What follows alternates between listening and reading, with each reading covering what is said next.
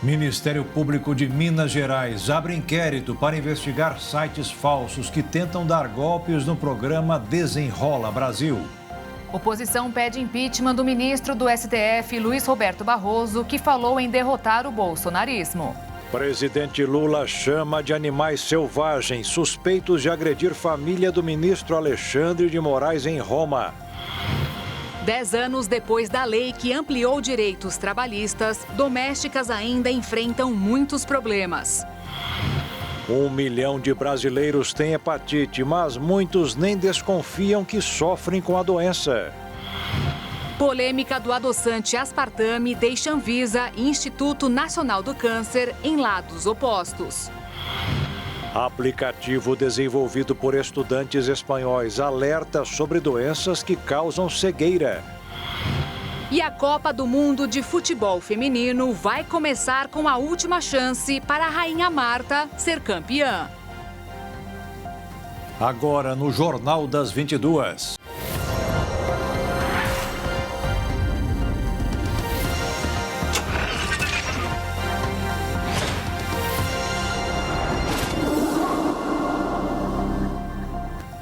Olá, boa noite. Boa noite. Senadores e deputados de oposição anunciaram um pedido de impeachment do ministro do STF, Luiz Roberto Barroso, por um pronunciamento onde o ministro disse que derrotou o bolsonarismo. Ao menos 17 senadores e 70 deputados assinaram o pedido de impeachment contra o ministro do STF, Luiz Roberto Barroso. Os parlamentares integram partidos como PP, PL e União Brasil. O grupo de oposição afirma que Barroso, há tempos, demonstra uma postura partidária e ultrapassou os limites aceitáveis com a fala sobre ter vencido o bolsonarismo em um evento da União Nacional dos Estudantes na semana passada. Nós derrotamos a censura, nós derrotamos a tortura, nós derrotamos o bolsonarismo para permitir a democracia e a manifestação livre. Ressalta aos olhos que o ministro da Suprema Corte tem utilizado um pronome que indica a primeira pessoa do plural. Ele falava em nome de um grupo, naturalmente, da Corte Suprema do qual é membro. E dessa forma, arrastou consigo todo o colegiado que compõe o STF e o TSE. Ele vem demonstrando a sua atuação político-partidária, mas dessa vez ele deixa claro que ele tem um lado. Ele estava num evento político, um evento da UNE, ao lado de um membro do governo, que é o ministro da Justiça, Flávio Dino, ao lado de um governista, que é o deputado Orlando Silva, e fez aquela declaração infeliz em que fere de morte a lei do impeachment, a lei 1079 de 1950, fere de morte a nossa Constituição, fere de morte a nossa democracia. O presidente do Congresso Nacional, senador Rodrigo Pacheco, afirmou que o ministro da Suprema Corte deve se ater a julgar os temas que lhe são demandados em juízo e avaliou o discurso do ministro como infeliz, inadequado e inoportuno. Disse ainda que esperava uma reflexão de Barroso. Logo em seguida, o ministro emitiu uma nota se retratando. Afirmou que utilizou a expressão derrotamos o bolsonarismo, mas se referia ao extremismo golpista e violento que se manifestou no 8 de janeiro e que corresponde a uma minoria. E segue dizendo que jamais quis ofender os 58 milhões de eleitores do ex-presidente, nem criticar uma visão de mundo conservadora e democrática que é perfeitamente legítima. Mas os parlamentares da oposição afirmam que uma retratação é pouco e não desfaz o crime cometido. Por isso, eles querem que o pedido de impedimento de Barroso seja levado ao plenário do Senado. Quero lamentar. Temos que chegar a esse ponto, mas é necessário e eu espero, sinceramente, que o presidente do Congresso Nacional, o presidente do Senado, Rodrigo Pacheco, não sente em cima desse pedido de impeachment, que tem todo o fundamento A população toda está entendendo, o Supremo está entendendo, o próprio ministro Barroso deve estar entendendo a razão de nós estarmos aqui hoje, porque ele passou de todos os limites. O pedido de impeachment protocolado pelos parlamentares contra o ministro do STF, Luiz Roberto Barroso, será agora avaliado pela presidência do Senado, que decidirá se dá ou não seguimento ao processo. O presidente da Casa, Rodrigo Pacheco, disse que vai fazer uma análise decente e independente, mas afirmou que a lei do impeachment é obsoleta e precisa de modernização. Embora haja previsão legal desde 1950, nunca um ministro do STF foi cassado. Em nota, a Suprema Corte afirmou que não vai comentar o assunto. O Ministério Público de Minas Gerais anunciou a abertura de um inquérito para investigar as denúncias de tentativas de golpe através do site do programa Desenrola Brasil. Os esquemas de fraude podem acontecer por meio de anúncios pagos no Facebook e mensagens de WhatsApp que direcionam para links falsos. Na biblioteca de anúncios do Facebook, há postagens patrocinadas que mencionam o Desenrola Brasil e possuem chamadas para clicar em links ou começar uma conversa por WhatsApp. Os anúncios são feitos por contas não oficiais do governo ou das instituições financeiras. Além disso, é possível perceber erros gramaticais, de ortografia e de digitação, indícios de que a publicação é uma fraude. Uma equipe do jornal Estado de São Paulo testou 2 desses links fraudulentos que direcionavam para uma conversa por WhatsApp. Segundo o jornal Estadão, um deles é de um perfil com o nome Desenrola Brasil, com a identidade visual do Serasa Limpa Nome. Ao entrar em contato, um chatbot enviava uma mensagem dizendo ser do WhatsApp oficial do Serasa e solicitando o CPF para consultar as pendências. O número do telefone, no entanto, não era o mesmo da instituição divulgado em seu site oficial. Em outro anúncio, também havia um link que direcionava para uma conversa de WhatsApp. Dessa vez, a conta se passava por um perfil oficial do programa Desenrola Brasil e também solicitava o CPF por uma mensagem de chatbot. Porém, para participar da atual fase do programa, a renegociação é feita diretamente pelos canais oficiais das instituições financeiras. Em ambas as tentativas de fraude, havia erros de ortografia e digitação, e os golpistas salientaram que os dados seriam tratados conforme a Lei Geral de Proteção de Dados Pessoais. Para participar da atual fase do Desenrola Brasil, o interessado deve entrar em contato diretamente com os canais oficiais disponibilizados pelas próprias instituições financeiras. É recomendado não clicar em links de anúncios nas redes sociais ou responder mensagens sem antes se certificar de que aquele é um meio oficial. Caso esteja em dúvida, é interessante conferir os links e números de telefones das instituições financeiras em seus próprios sites ou aplicativos oficiais. É possível também ligar ou ir até uma agência do banco para verificar com um funcionário. Além disso, sempre desconfie de mensagens com erros de digitação ou português e imagens de baixa qualidade. O programa de renegociação de dívidas idealizado pelo governo federal e com o apoio da Federação Brasileira de Banco começou a vigorar na última segunda-feira. A primeira fase vai contemplar dívidas bancárias. Pessoas físicas que têm dívidas bancárias de até R$ 100 ficarão automaticamente com o nome limpo nas instituições. Assim, os beneficiados podem voltar a pegar crédito ou fazer contrato de aluguel, se não tiverem outras restrições. Mas o não pagamento das parcelas renegociadas levam a uma nova negativação. O programa, que estará vigente até o dia 31 de dezembro de 2023, tem 2 faixas de beneficiados e começou pela faixa 2, destinado a pessoas físicas com renda acima de 2 salários mínimos, que é de R$ 2.640 até R$ 20.000, e dívidas em bancos sem limite de valor. Nessa fase, os bancos vão oferecer a possibilidade de renegociação diretamente em seus canais com os clientes e as condições mudam de uma instituição para outra. Já a faixa 1, voltada às pessoas físicas de renda mensal de até 2 salários mínimos, ou que constem no Cadastro Único dos Beneficiários dos Programas Sociais do Governo Federal com dívidas de até R$ 5.000 deverá ser incluído ao longo do segundo semestre. O governo está desenvolvendo uma plataforma específica para esse público.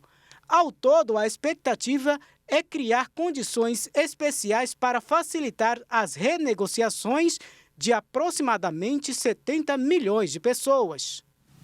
Outro golpe que está sendo investigado é o que deu um prejuízo de mais de R$ 1 bilhão a mais de 20 mil pessoas no país inteiro. O dinheiro depositado principalmente no exterior seria para o comércio de ações, mercado de ações, mas acabou na conta dos criminosos. Através de aplicativos de troca de mensagem, uma empresa prometia investimentos no mercado de ações com a promessa de ganhos altos. As vítimas eram atraídas a integrarem uma plataforma digital de investimentos online denominada Gênesis.net. Nome copiado em parte de uma empresa do ramo financeiro denominada Gênesis Investimentos, mas que no caso não tem relação nenhuma com a investigação, já que é uma empresa regular no ramo de investimentos. Depois, a vítima era incentivada a instalar o aplicativo Gênesis.net no celular e a cadastrar seus dados pessoais. Feito isso, um link era enviado para entrar em grupos de WhatsApp que continham informações sobre como investir. A tática usada para transferir valores pelos criminosos era de pressionar as vítimas a fazerem aplicações rapidamente, pois os falsos consultores diziam ter recebido informações privilegiadas de momentos ideais e geralmente curtos para investimentos altamente rentáveis. O dinheiro caía em contas de criminosos, principalmente no exterior, que faziam com que as transações parecessem ser feitas por meio de sites e aplicativos seguros. A polícia disse que há suspeita de que eles criaram pelo menos 3 empresas de fachada para o desvio do dinheiro obtido das vítimas. Diversas contas em paraísos fiscais foram identificadas e os suspeitos foram identificados após ostentarem seus ganhos em perfis de redes sociais, que aliás era por meio delas que eles convenciam outras pessoas a investir no esquema fraudulento. De acordo com a investigação, muitas vezes os golpistas ainda alugaram luxuosas salas comerciais, simulando reuniões de trabalho, de modo a conferir maior credibilidade ao golpe. Só no estado do Rio Grande do Sul, grupos do tal investimento foram identificados, cada um com 1.000 pessoas ou mais, ou seja, somando outros estados como São Paulo e Santa Catarina, o número de vítimas só vai subindo. Quarta-feira da semana passada, 79 ordens judiciais foram cumpridas nos 3 estados. Pelo menos 11 suspeitos de integrar o grupo criminoso já foram identificados. 9 foram presos e 2 seguem foragidos. Houve a apreensão de dinheiro, documentos e carros de luxo. As polícias de Mato Grosso do Sul, Goiás e Tocantins já investigam ramificações do golpe. E a seguir, o presidente Lula chama de animais selvagens suspeitos de agredir família de ministro do STF. E ainda, 10 anos depois da lei que ampliou direitos trabalhistas, domésticas ainda enfrentam muitos problemas.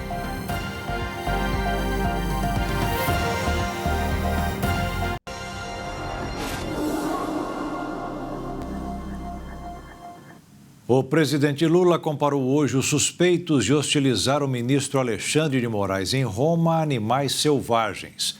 A declaração foi dada em Bruxelas, na Bélgica, onde participou de uma conferência da União Europeia com os países latino-americanos e caribenhos. A Polícia Federal espera receber até o final desta semana as imagens do circuito interno do aeroporto de Roma para dar seguimento à investigação de uma possível agressão contra o ministro Alexandre de Moraes e a família dele. Ontem, a Polícia Federal cumpriu mandados de busca e apreensão na casa ir no trabalho dos suspeitos e apreendeu celulares. Os suspeitos também foram ouvidos pela Polícia Federal nesta terça-feira. Segundo a defesa de Andréia e Roberto Montovani, os depoimentos duraram mais de 7 horas. Segundo o advogado, eles esclareceram que não encontraram o ministro Alexandre de Moraes e nem dirigiram a palavra a ele. Afirmaram, no entanto, que houve uma discussão entre Andréia e um jovem e que somente depois eles souberam que se tratava do filho de Alexandre de Moraes. O advogado afirma ainda que o jovem agrediu verbalmente Andréia e que a discussão foi motivada por razões que não se relacionam ao cargo de Alexandre de Moraes. Esse caso aconteceu na noite de sexta-feira no aeroporto de Roma, quando o ministro Alexandre de Moraes voltava ao Brasil acompanhado de sua família e teria sido abordado por um grupo de brasileiros quando foi hostilizado. O filho de Moraes teria sido agredido com um tapa no rosto. Em coletiva em Bruxelas, na Bélgica, o presidente Lula comparou a atitude dos suspeitos à ação de animais selvagens. O ódio, sabe, surgido durante o processo eleitoral tem que ser extirpado. Ninguém consegue viver azedo todo dia. Ninguém consegue viver amargurado todo dia. Nós precisamos punir severamente pessoas que ainda transmitem ódio, como o cidadão que agrediu o ministro Alexandre de Moraes no aeroporto de Roma. Um cidadão desse é um animal selvagem, não é um ser humano. O cidadão pode não concordar com a pessoa, mas ele não tem que ser agredido. Ele não tem que xingar, ele não tem que desrespeitar. Ou seja, é possível a gente voltar à civilização. Sempre foi assim. Então, essa gente que renasceu no neofascismo, colocado em prática no Brasil, tem que ser extirpada. E nós vamos ser muito duros com essa gente, para eles aprenderem a voltar a ser civilizados. Nós queremos... O senador Marcos Duval, do Podemos, do Espírito Santo, prestou um depoimento de quase 5 horas para a Polícia Federal no processo que investiga uma suposta trama golpista para realizar gravações que pudessem comprometer o ministro do STF, Alexandre de Moraes. No depoimento, os investigadores pediram para que o senador explicasse as diferentes versões em que acusa Jair Bolsonaro e o ex-deputado Daniel Silveira de arquitetarem um plano para invalidar as eleições presidenciais de 2022. Até o momento, Marcos Duval não se pronunciou. As trabalhadoras domésticas continuam enfrentando dificuldades no país, mesmo depois de 10 anos do projeto de lei que ampliou os direitos trabalhistas ao grupo. Um dos principais problemas é a falta de trabalho com carteira assinada. Em todo o Brasil, existem pelo menos 6 milhões de domésticas e apenas 25% desse número trabalha com carteira assinada e com todos os direitos garantidos pela CLT. O que faz diversos representantes do setor afirmarem que o principal desafio enfrentado pelas trabalhadoras domésticas é o não cumprimento da lei por grande parte dos patrões, o que gera a informalidade. Essa informalidade e a falta de direitos ficaram evidentes no período da pandemia, onde as trabalhadoras dessa categoria se depararam com direitos negados, salários reduzidos, férias postergadas e desemprego, que foi um dos principais pesadelos da categoria durante o período. No primeiro ano da pandemia, pelo menos 1.200.000 pessoas perderam o emprego, número que equivale a 16% do total de vagas fechadas no ano de 2020, entre formais e informais. Por esse motivo, uma representante do grupo de domésticas disse que mesmo com a chamada PEC das domésticas, aprovada em 2013 depois de 3 anos de debate no Congresso, pouca coisa mudou. Para diversos estudiosos especializados em mercado de trabalho, as trabalhadoras e trabalhadores domésticos devem tomar consciência dos seus direitos conquistados e não aceitar dos patrões e patroas nenhuma forma de negociação contrária. Para eles, somente assim o grupo conseguirá ter seus direitos e uma vida pessoal mais saudável. O governo passou a apostar em um crescimento maior da economia este ano. O Ministério da Fazenda apresentou hoje uma nova para o PIB desse ano. A alta de 1,9% passou para 2,5%. Para a inflação, a expectativa passou de 5,58% para 4,85%. No mercado financeiro, em dias sem grandes destaques, os investidores repercutiram os resultados de inflação na Europa e à espera da decisão de juros na China. O dólar caiu 0,48%, fechando em R$ 4,78. A Bolsa de Valores também fechou em queda de 0,25%, aos 117.562 pontos.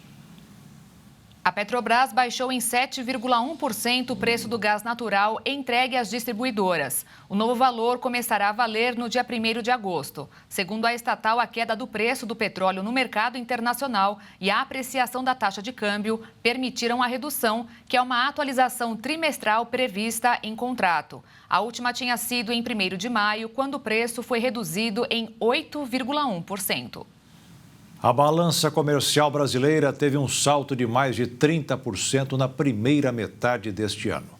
O agronegócio e a produção de petróleo no pré-sal influenciaram no crescimento.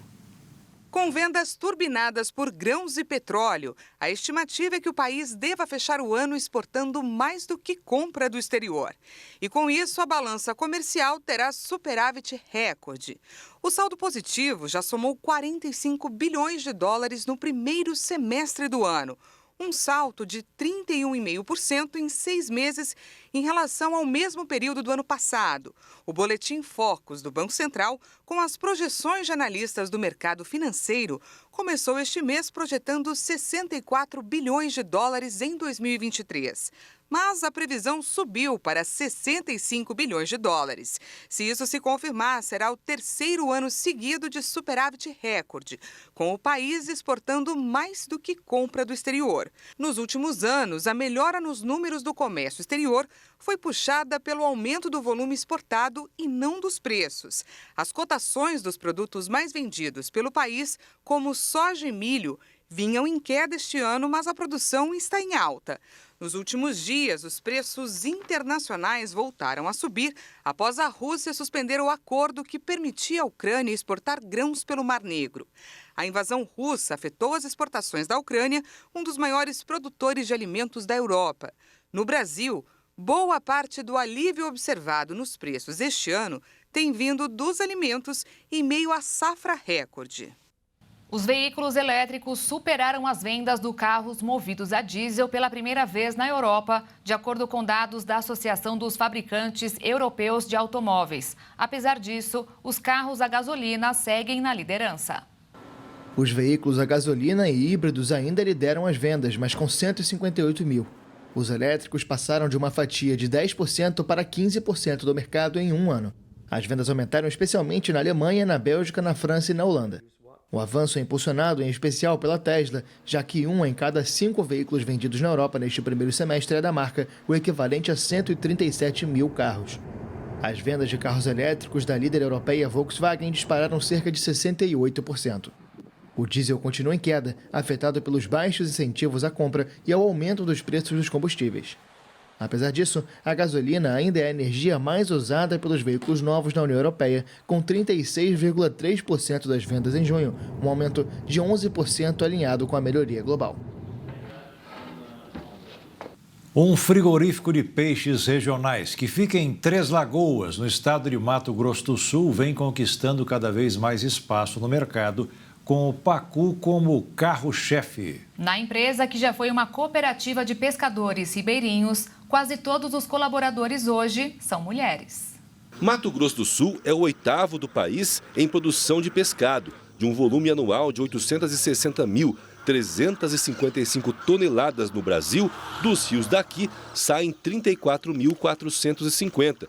Os dados são do Anuário da Piscicultura. Uma das questões importantes é que a grande maioria da produção é de tilápia, que corresponde a 64% do total do pescado produzido no país. Aqui em Mato Grosso do Sul, a diferença é maior ainda. 32.200 toneladas do volume produzido aqui é de tilápia. peixe exótico dos nossos rios, o que corresponde a 93% dos peixes comercializados no mercado. Ou seja, os peixes nativos representam apenas 2.250 toneladas, menos de 7% do total. Mas esse mercado vai crescer e a prova é a empresa do Luiz, que expandiu muito nos últimos anos e trabalha principalmente com pacu. A empresa nasce há 35 anos atrás, uma pequena loja, né? Hoje a gente vai de uma ponta a ponta da cadeia, dominando todos os setores com um frigorífico, né? O frigorífico começa nos primeiros meses ali com 500 kg dia. Hoje a gente está em média 2.000 kg dia e faltando produto, né? Para os próximos anos, há uma expectativa de aumento exponencial da produção de peixes nativos. Recebemos um convite do Ministério da Agricultura para fazer parte de uma feira internacional dentro do stand deles. Isso significa que o regional nosso está crescendo, né?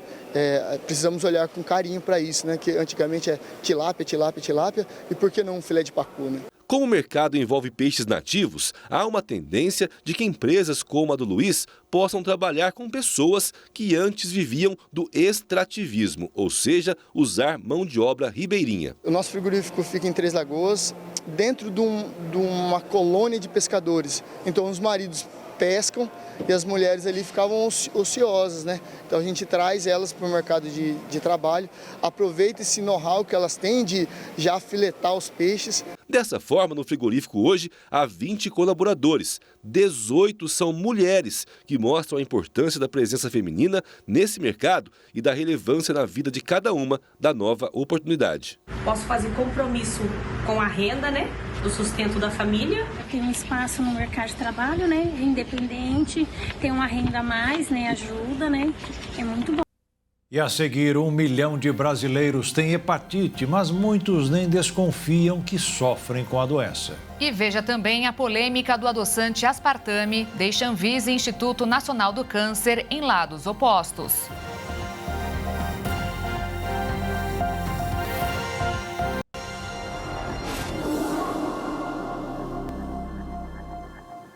A polêmica sobre o uso do aspartame segue no Brasil, depois da Organização Mundial da Saúde emitir um relatório que diz que a substância pode ser cancerígena. A Anvisa e o INCA têm posicionamentos divergentes sobre o adoçante sintético.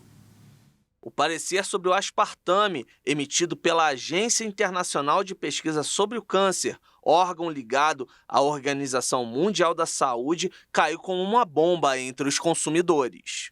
Sempre pensei que fosse algo que fosse bom para a saúde. Durante muito tempo consumi. Agora com essas dietas loucas que a gente faz, a gente sempre vai usando o adoçante, né? Optar ao invés do açúcar. No dia 13 de julho, a OMS avaliou que o produto tem potencial carcinogênico, ou seja, capaz de causar câncer. Os estudos foram realizados em humanos e animais e encontraram evidências que o composto pode estar ligado ao câncer de fígado. O aspartame é o adoçante artificial mais utilizado no mundo. De baixa caloria, é um pó branco cerca de 200 vezes mais doce que o açúcar. Ele é autorizado como aditivo alimentar na Europa e nos Estados Unidos e está presente em vários alimentos, bebidas, sobremesas e até medicamentos. Apesar do posicionamento da OMS, duas entidades importantes no setor de saúde adotaram visões opostas aqui no Brasil. A Agência Nacional de Vigilância Sanitária, Anvisa, diz que até o momento não há alteração do perfil de segurança para o consumo do aspartame. Já o Instituto Nacional do Câncer, INCA, aconselha a população a evitar o consumo de qualquer tipo de adoçante artificial e adotar uma alimentação saudável. Quem ama refrigerantes e outros produtos industrializados deve ficar atento.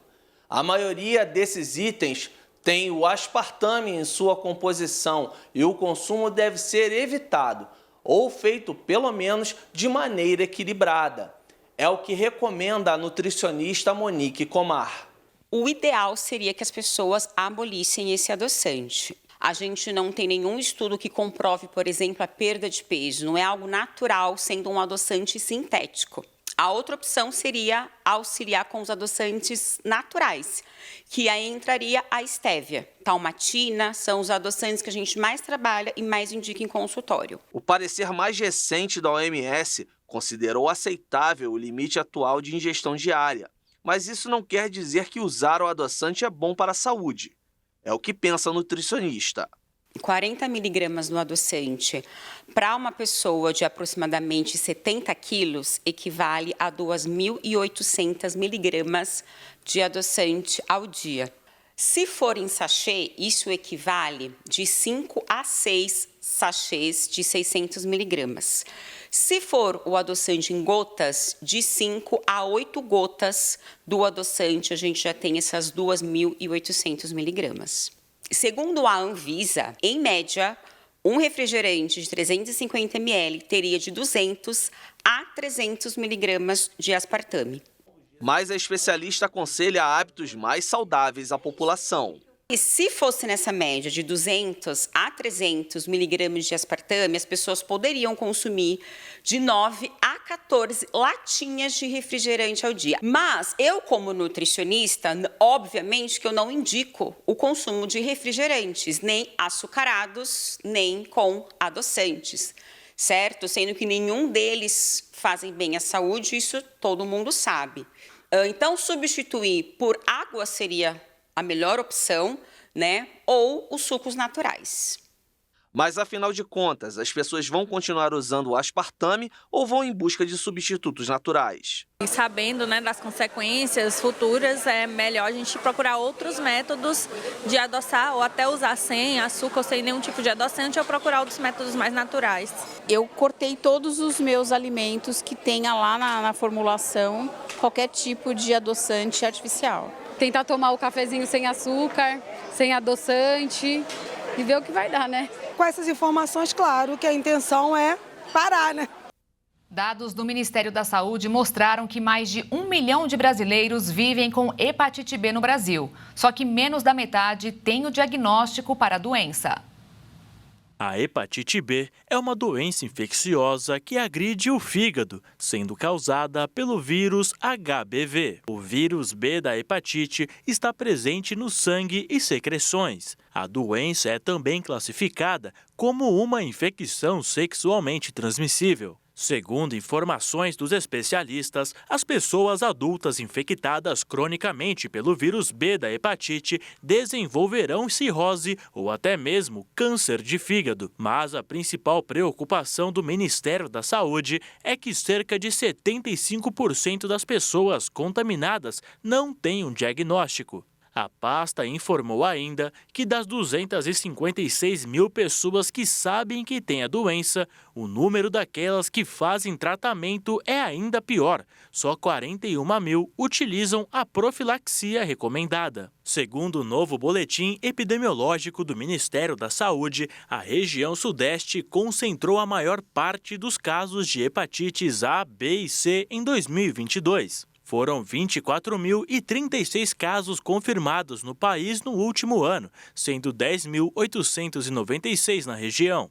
Mas é possível evitar ou até mesmo diminuir os danos da hepatite B, já que tem uma vacina já incorporada ao Programa Nacional de Vacinação. No novo boletim, o Ministério da Saúde anunciou uma nova recomendação aos estados e municípios para a intensificação de testagens rápidas e oferta de vacinas. E os números não mentem quando é falado que as vacinas podem ajudar em crises como essas. Nos últimos 5 anos, houve uma queda de cerca de 32% na mortalidade causada por esse tipo da doença. Também caiu 36% os casos de hepatite B entre 2019 e 2022, mas os dados ainda são muito recentes e podem ser um resquício da queda de diagnósticos da pandemia de Covid-19. A doença não tem cura, porém, pode ser tratada para evitar complicações graves. Mas a baixa taxa de detecção e de tratamento preocupa.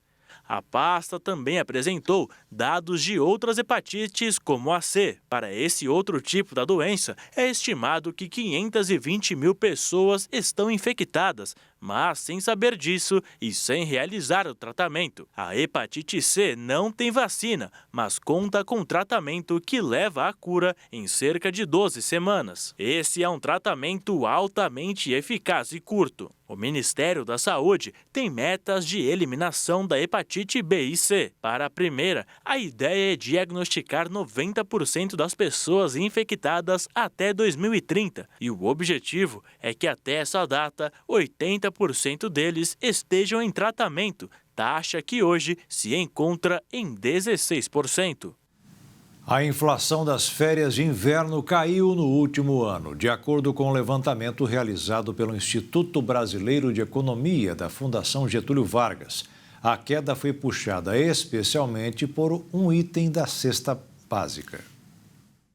A cesta de produtos e serviços relacionados ao período recuou em média 4,4% nos últimos 12 meses. Mas o destaque dos cálculos feitos com base no IPC, que é o Índice de Preços ao Consumidor, ficou por conta das passagens aéreas, que caíram 21,13%. De acordo com um estudo do FGV Ibre, caso os tickets de avião fossem retirados do levantamento, a chamada inflação das férias subiria quase 4%, assim como a inflação de inverno. E ambas ficariam acima da inflação geral apurada nos últimos 12 meses, que foi de 2,23%. Mas dentro da cesta de inverno avaliada nesse último estudo, houve queda no preço de outros itens, além das passagens aéreas, como explica o economista. Veja. Outros produtos que caíram dentro do grupo de bebidas quentes foram o leite e o café, dentro dos têxteis, os agasalhos, e dentro de energéticos, o gás encanado, garantindo que essa média dessa cesta de inverno caísse ali por volta de 4%. Tirando as passagens aéreas, os serviços, eles tiveram um ligeiro aumento, muito menor do que no ano passado, mas ali na média por volta da casa de 3%. Os serviços foram muito pujantes ano passado, aquele clima de pós-pandemia, mas esse ano eles perderam um pouco a força, apesar de ainda estarem segurando muita atividade econômica, perderam um pouco a força em relação ao ano passado, e por isso ainda seguram preços em alta, mas num ritmo bem menos acelerado do que no ano passado. E a tendência para esse resto do ano de 2023 é justamente continuar nessa pegada, com serviços ainda se mantendo, graças à atividade econômica, ainda se mantendo num patamar alto, mas num ritmo menor do que no ano passado, e outros produtos, como os próprios medicamentos, as próprias roupas, os outros itens ali de bebida, mantendo uma certa estabilidade ou até caindo de preço, pois nesse ano o nosso ritmo de preços, até pelos juros altos e atividade econômica um pouco mais arrefecida, esses preços devem segurar mais estáveis até o final do ano e mantendo a inflação ali por volta do teto da meta. E a Ucrânia acusou a Rússia de ter atacado deliberadamente as infraestruturas utilizadas para a exportação de grãos ucraniano, dias depois do cancelamento do importante acordo entre os dois países. Sobre o acordo, o presidente russo Vladimir Putin disse que Moscou voltaria a ele caso a totalidade de suas demandas forem aceitas. O segundo dia consecutivo de ataques foram direcionados estrategicamente como os bombardeios do dia de ontem. Drones e mísseis de longo alcance comandaram mais uma vez a ofensiva russa. O exército de Putin atingiu portos ucranianos e afetou drasticamente as principais infraestruturas de exportação de grãos do país. A cidade de Odessa, que comporta o principal porto ucraniano, foi a mais atingida.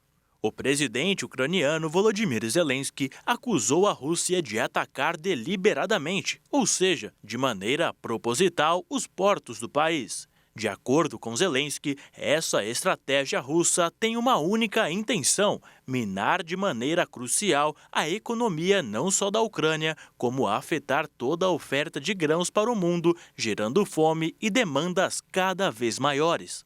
E o reflexo da retirada do acordo dos grãos já começaram a aparecer. Um forte aumento dos preços agrícolas foi registrado como reação à escalada do conflito e à ameaça russa contra qualquer embarcação que se desloque para a Ucrânia. Para o lado russo, esse acordo está sendo visto como uma moeda de troca para ganhar ainda mais espaço no conflito. Em Moscou, o presidente Vladimir Putin disse que a Rússia vai estender o acordo do Mar Negro se a totalidade de suas demandas forem aceitas. Caso contrário, o acordo não faz mais sentido. Segundo Putin, além da entrega de produtos agrícolas e fertilizantes prejudicados pelas sanções, o governo russo também exige que bancos e instituições financeiras possam recuperar acesso ao sistema bancário internacional SWIFT, do qual foram banidos após o início da ofensiva. O pedido, que faz referência aos bancos, pode ser interpretada de maneira preocupante, já que o banimento não é atribuído diretamente pela Ucrânia, e sim pelo resto do mundo.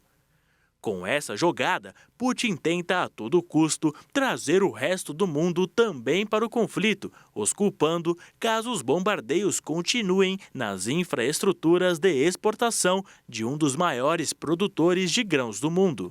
O entrave entre os pedidos russos e uma possível não aceitação ucraniana pode levar a guerra a um patamar nunca antes visto, com a Ucrânia ainda mais fragilizada e sem muita força econômica. E para tentar ajudar a Ucrânia em sua contraofensiva, o governo norte-americano confirmou um novo pacote de ajuda militar à Ucrânia no valor de 6 bilhões de reais. Sistemas de defesa antiaérea, mísseis antitanque, aviões não tripulados e outros equipamentos fazem parte desse pacote. A ajuda não vai chegar imediatamente ao campo de batalha, já que os Estados Unidos vão adquirir os equipamentos no mercado, em vez de enviar material que tem entre suas reservas. E veja a seguir: aplicativo desenvolvido por estudantes espanhóis alerta sobre doenças que causam cegueira. E ainda, Copa do Mundo de Futebol Feminino vai começar com a última chance para a Rainha Marta ser campeã.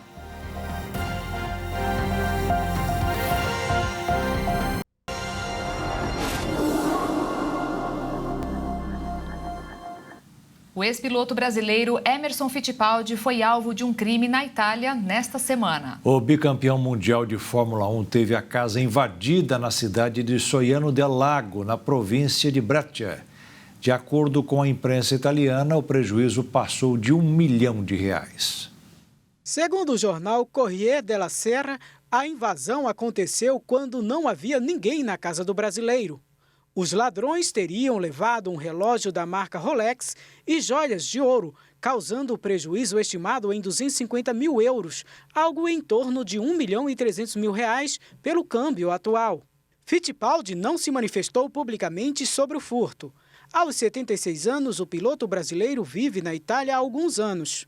Em 2022, chegou a se candidatar ao Senado italiano nas eleições parlamentares, realizadas em setembro. No entanto, acabou sendo superado pelo argentino Mário Alejandro Borghese na disputa de uma vaga única para representantes da América do Sul no Congresso italiano. Ainda no ano passado, Fittipaldi ganhou o noticiário em razão das dívidas que acumulou nos últimos anos. Em junho, a Justiça de São Paulo decidiu pela penhora de bens, como carros e troféus, do ex-piloto por causa de uma pendência com a Sachs Logística de shows e eventos. A empresa foi contratada para prestar serviços na prova de automobilismo 6 horas de São Paulo, realizada ainda em 2012. Entre os bens estavam o carro Copersucar, de 1976, da escuderia Fittipaldi, a única equipe brasileira da história da Fórmula 1. Em 2020, o bicampeão mundial prometeu quitar todas suas dívidas no médio prazo e garantiu que estava trabalhando para alcançar este objetivo. A Copa do Mundo de Futebol Feminino começa amanhã e a rainha do futebol, a brasileira Marta, vai enfrentar um desafio em seu último Mundial. Ela já foi eleita 6 vezes melhor do mundo, mas nunca conquistou uma Copa. O Brasil estreia na próxima segunda-feira, às 8 da manhã, contra o Panamá. A camisa 10 da seleção, considerada a melhor jogadora da história, vai disputar seu 6º e último Mundial aos 37 anos, após superar a pior lesão de sua carreira. Ela vai encarar o torneio sem saber se será titular, sem o mesmo protagonismo do passado na seleção brasileira. A maior artilheira da história das Copas do Mundo terá que comandar em campo uma equipe renovada e fortalecida coletivamente, mas que, diante do poderio de rivais como Estados Unidos, Alemanha, Inglaterra e Suécia, não vai entrar como favorita para conquistar sua primeira Copa. Esta não será a primeira vez que Marta, artilheira do Brasil com 122 gols acima de Pelé e Neymar, terá pela frente um duro desafio. Ainda criança, Marta precisou insistir que jogar bola também era coisa de menina. Naquela época, poucos imaginavam que a jovem apaixonada por futebol se tornaria um dos rostos globais do esporte, com 6 prêmios de melhor jogadora do mundo, atrás apenas do astro argentino Lionel Messi, que tem 7. Marta também se destacou em diferentes clubes, vencendo a Liga dos Campeões da Europa em 2004 e a Copa Libertadores em 2009. Na seleção, sua trajetória teve mais decepções do que seus sucessos individuais, com 3 finais perdidas. A da Copa do Mundo na China em 2007 e as Olimpíadas de Atenas em 2004 e de Pequim em 2008. O Mundial de 2023 é a última chance de Marta colocar de vez a coroa de rainha do futebol, antes de se despedir dos campos onde ela fez história. 2 irmãs gêmeas idênticas se casaram com 2 irmãos também gêmeos univitelinos, em Palmas, no Tocantins. Para celebrar essa união, os 2 casais decidiram casar na mesma cerimônia. Uma história que nem os maiores cineastas poderiam colocar em um filme, ou o maior escritor contar nas páginas de um livro. A vida das irmãs gêmeas Keliane e Kelly Nazário de Abreu Marques de Oliveira, de 20 anos, e dos irmãos Maurício e Marcelo da Silva Oliveira, também gêmeos de 23 anos, resolveram se encontrar de uma maneira mais do que especial. Keliane, estudante de recursos humanos, e Kelly, estudante de psicologia, sempre foram muito unidas. E após começarem a namorar, os gêmeos já imaginaram em dar mais um passo na vida juntas. Realizar a festa de casamento juntas e no mesmo lugar, na mesma data. Para atender todas as expectativas e planos, os detalhes da cerimônia foram planejados pelos 4 e, felizmente, tudo saiu conforme havia sido planejado por eles. As 2 irmãs atravessaram o corredor do salão juntas, como sempre sonharam, com um sorriso no rosto. Usaram vestidos, tiaras, penteados e buquês iguais. Os noivos também usaram ternos e sapatos idênticos. A única diferença é que um deles usou óculos de grau durante a cerimônia. Mas até o casamento, os 2 casais passaram por situações pra lá de inusitadas.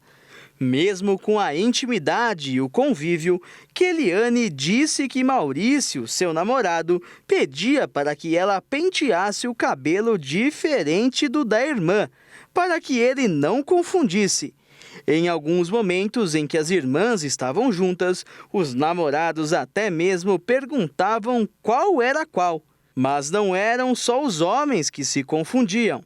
As irmãs também, em muitos momentos, não sabiam distinguir os irmãos. O importante é que, embora as confusões inusitadas no meio do relacionamento, os 2 casais agora estão casados e, embora jovens, já possuem muita história para contar. Um aplicativo criado por estudantes de uma universidade espanhola usa a inteligência artificial para detectar precocemente doenças oculares que causam cegueira. A nova tecnologia pode gerar uma redução bem significativa do número de pessoas cegas no mundo todo. Basta uma selfie feita no aplicativo de celular para a detecção do glaucoma, catarata ou retinopatia diabética. Doenças oculares que causam cegueira.